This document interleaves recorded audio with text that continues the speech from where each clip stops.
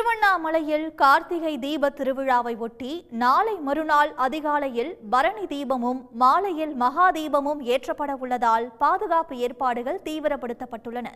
திருவண்ணாமலை அண்ணாமலையார் கோயிலில் கார்த்திகை தீப திருவிழா களை கட்டியுள்ளது. நாளை மறுநாள் அதிகாலை 4 மணிக்கு கோவில் கருவறை முன்பு பரணி தீபமும், அன்று மாலை கோவில் பின்புறம் உள்ள 2668 அடி உயரம் கொண்ட தீபமலையின் மீது மகா தீபமும் ஏற்றப்பட உள்ளது. இதற்காக கோவில் நிர்வாகம் மற்றும் மாவட்ட நிர்வாகம் சார்பில் மும்முரமாக ஏற்பாடுகள் நடைபெற்று வருகின்றன.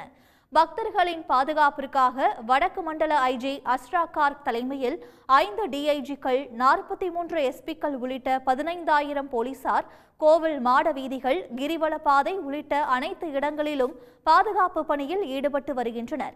பக்தர்களின் வசதிக்காக 25 தற்காலிக பேருந்து நிலையங்கள், 116 இடங்களில் கார் பார்க்கிங் வசதிகள் செய்யப்பட்டுள்ளன. மாவட்ட நிர்வாகத்தின் சார்பில் திருவண்ணாமலை நகரம், கிரிவல பாதை உள்ளிட்ட அனைத்து இடங்களிலும் 700 சிசிடிவி கேமராக்கள் பொருத்தப்பட்டு தீவிரமாக கண்காணிக்கப்பட்டு வருகின்றனர். நெடுஞ்சாலைத்துறை சார்பில் கிரிவல பாதை முழுக்க சுமார் 1,50,00,000 ரூபாய் மதிப்பீட்டில் 8 இடங்களில் சுத்திகரிக்கப்பட்ட குடிநீர் 24 மணி நேரமும் வழங்க ஏற்பாடுகள் செய்யப்பட்டுள்ளன. போக்குவரத்து துறை சார்பில் தமிழ்நாடு முழுவதிலும் இருந்து சிறப்பு பேருந்துகள் இயக்கப்படுகின்றன. கும்பகோணம் கோட்டத்திலிருந்து மட்டும் 850 சிறப்பு பேருந்துகள் இயக்கப்பட உள்ளதாக அறிவிக்கப்பட்டுள்ளது.